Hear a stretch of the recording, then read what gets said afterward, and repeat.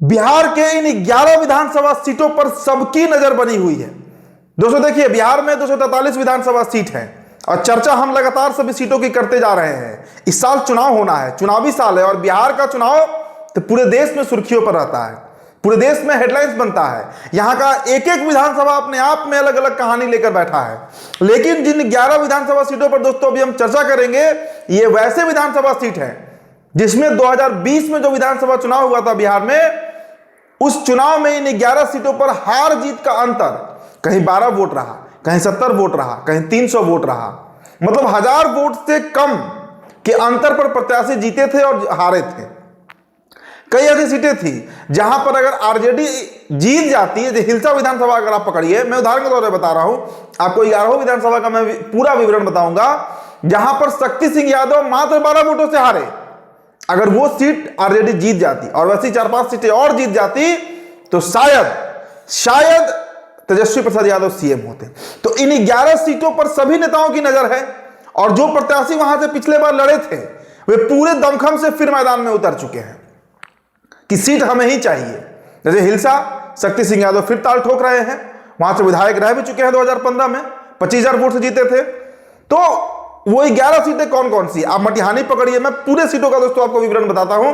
तो पहला सीट जिस पर सबसे कम अंतर से हार जीत हुआ था वो वही हिलसा सीट था, जहां से जेडीयू के प्रत्याशी जीत गए थे और शक्ति सिंह यादव आरजेडी से लड़ रहे थे, वे चुनाव हार गए थे। इस सीट पर जेडीयू के प्रेम मुखिया उर्फ कृष्ण मुरारी शरण सिर्फ 12 वोटों से जीते थे। उन्होंने आरजेडी के शक्ति सिंह यादव उर्फ अत्रि मुनि को हरा दिया था। कृष्ण मुरारी शरण को 61,848 वोट मिले थे, वही शक्ति सिंह यादव को 61,836 वोट मिले थे। देखिए, इस सीट पर 19 प्रत्याशी उतरे थे हिलसा में, लेकिन हार जीत का अंतर दोस्तों मात्र 12 वोट था। चलिए अगली विधानसभा सीट दोस्तों, बरबीघा विधानसभा सीट। बरबीघा की कहानी आपने देखी थी, बड़ा हॉट सीट था और बरबीघा के बारे में जान लीजिए कि इस सीट से जेडीयू के सुदर्शन कुमार 113 वोटों से जीते थे। कांग्रेस के गजानन शाही को उन्होंने हराया था। सुदर्शन कुमार को 39,878 वोट आया था और गजानन शाही को 39,765 वोट आया था। 10 उम्मीदवार इस सीट से उतरे थे और मात्र 113 वोटों के अंतर से गजानन शाही, जो कि कांग्रेस पार्टी से लड़ रहे थे, वो हार गए थे। तो फिर से उनकी तैयारी है और जेडीयू की भी तैयारी है। अगली सीट देखिए दोस्तों, रामगढ़ विधानसभा। हालांकि वहां पर तो अब उपचुनाव हो गया, लेकिन 2020 के अगर आंकड़ों पे हम नजर डालें तो वहां पर सुधाकर सिंह चुनाव लड़ रहे थे, जगदानंद सिंह के जो बेटे हैं। और जब काउंटिंग चल रही थी, मुझे याद है खबर हम लोग किए भी थे उस समय, अंतिम फेज में सुधाकर सिंह पीछे हो गए थे। लेकिन जब फिर से काउंटिंग कराया गया तो सुधाकर सिंह वहां पर 189 वोट 189 वोट से जीते थे और उन्होंने बसपा नेता अंबिका यादव को हरा दिया था। और इस बार भी देखिए, सतीश यादव जो लड़े बीएसपी से, बहुजन समाज पार्टी से, वो दूसरे नंबर पे रहे और आरजेडी के अजीत सिंह तीसरे नंबर पे चले गए। मतलब बीजेपी वो सीट निकाल ली। तो फिर से अंबिका यादव की तैयारी होगी इस सीट से, और इस सीट से ऑब्वियस सी बात है कि आरजेडी के अजीत सिंह ही लड़ेंगे। लेकिन मात्र 189 वोट से रामगढ़ सीट बीएसपी जो है वो हार गई थी। अब दोस्तों अगली सीट पर हम बात कर लेते हैं, मटिहानी। बिहार का एकमात्र सीट जहां से लोजपा जीती थी, यानी चिराग पासवान के प्रत्याशी, अगर आपको याद होगा राजकुमार सिंह, हालांकि बाद में वो पार्टी बदल लिए, जीते थे। तो अगर दोस्तों हम मटिहानी विधानसभा की बात करें तो मटिहानी विधानसभा में लोजपा के राजकुमार सिंह 333 वोटों से जीते थे, उन्हें 60,668 वोट मिला था। और जदयू के नरेंद्र कुमार सिंह उर्फ बोगो सिंह को उन्होंने हराया था और बोगो सिंह को 60,623 वोट मिला था। 60,623। तो कितना का अंतर हुआ दोस्तों? करीब 333 वोटों का अंतर हुआ और इसी वोट से मटिहानी से राजकुमार सिंह जीत गए थे। अगली सीट दोस्तों गोपालगंज चलते हैं। गोपालगंज का दोस्तों भोरे विधानसभा, अगर आपने 2020 का इलेक्शन देखा होगा तो भोरे विधानसभा में भी कांटे की टक्कर थी एकदम। मतलब अंतिम फेज तक ये तय नहीं हो पाया था, शाम के करीब 7-8 बजे जाके ये तय हो पाया कि कौन जीतेगा कौन हारेगा, कौन जीता और कौन हारा।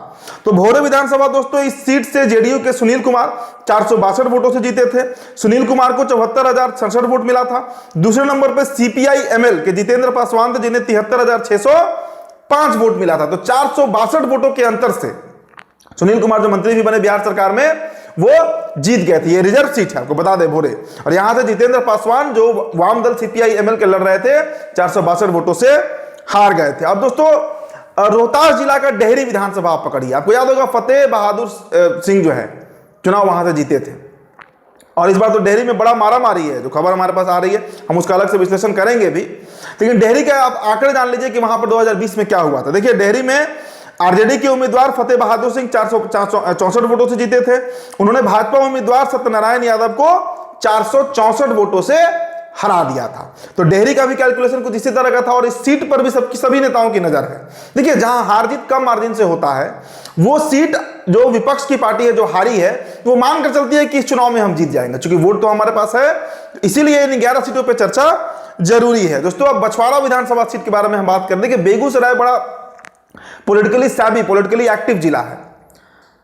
तो बछवाड़ा विधानसभा के बारे में जान लीजिए, वहां के आंकड़े क्या कहते हैं 2020 के। इस सीट पर भाजपा के सुरेंद्र मेहता 484 वोटों से जीते थे, उन्हें 54,738 वोट मिले थे। और वहीं पर सीपीआई नेता को 54,254 वोट मिला था। मतलब 484 वोट, 484 वोटों का अंतर सीपीआई के और भाजपा नेता के बीच रहा था। हालांकि भाजपा नेता वहां से सीट निकाल लिए थे और सदन पहुंचे थे। अगला सीट बरबीघा के बाद दोस्तों चकाई, सुमित सिंह निर्दलीय जीते थे। अगर आपको याद होगा, आप तो वो जेडीयू में है, मंत्री भी हैं और चिराग पासवान के बड़े कट्टर दुश्मन भी बताए जाते हैं। तो सुमित सिंह के आंकड़े क्या कहते हैं 2020 में? अगर बात करें चकाई विधानसभा की, तो चकाई विधानसभा से निर्दलीय सुमित सिंह 581 वोटों से जीते थे दोस्तों, 581 वोट। और जो हारे थे प्रत्याशी चकाई से, आरजेडी उम्मीदवार सावित्री देवी को 44,967 वोट आया था, जबकि सुमित सिंह को 45,548 वोट आया था। अगला विधानसभा दोस्तों बखरी विधानसभा, बखरी, जी हां बखरी विधानसभा के बारे में जान लीजिए। इस सीट से सीपीआई उम्मीदवार सूर्यकांत पासवान 777 वोटों से जीते थे, जबकि भाजपा उम्मीदवार रामशंकर पासवान हार गए थे। सूर्यकांत पासवान को 72,177 वोट आया था और रामशंकर पासवान को 71,400 वोट मिला था। तो बखरी विधानसभा पर भी सबकी नजर है। और फिर मुजफ्फरपुर का कुढ़नी विधानसभा, जहां पर हालांकि अब तो बाद में उपचुनाव भी हो गया, मुसाफिर पासवान का सीट। अब 2020 में क्या हुआ था कुढ़नी में दोस्तों? तो कुढ़नी विधानसभा में आरजेडी उम्मीदवार केदार गुप्ता 712 वोटों से जीते थे।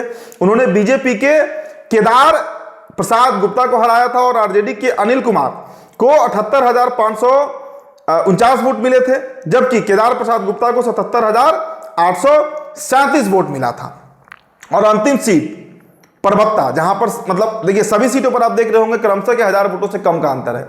तो परबत्ता के बारे में आपको बता दें कि परबत्ता विधानसभा सीट से जेडीयू उम्मीदवार डॉक्टर संजीव कुमार 951 वोटों से जीते थे, उन्हें 77,226 वोट मिला था। और वहीं आरजेडी के दिगंबर प्रसाद तिवारी को 76,275 वोट मिला था। तो ये दोस्तों आंकड़े हैं उन 11 सीटों की। इसमें परबत्ता है, बखरी है, बरबीघा है, चकाई है, मठियानी है, हिलसा है, कई सीटें हैं, 11 सीटें हैं जिस पर हार जीत का अंतर 1000 वोट से कम का रहा था। तो एक खबर जो आ रही है हमारे पास, कई सीनियर पत्रकारों से भी हमारी बातचीत हुई, तो उन्होंने ये बताया कि ऐसे सीट जहां पर वोट का अंतर 12, 15, 70, 150, 200 का रहा है, वहां से प्रत्याशी बदलने की उम्मीद कम रहती है। मतलब जो प्रत्याशी लड़ रहे हैं वही प्रत्याशी लड़ेंगे, क्योंकि जो प्रत्याशी मान लीजिए 12 वोट से हिलसा अगर शक्ति सिंह यादव हारे, तो उनकी तैयारी लगातार उस क्षेत्र में रही है। पूर्व में भी विधायक रहे हैं, 2015 में 25,000 वोट से जीते थे।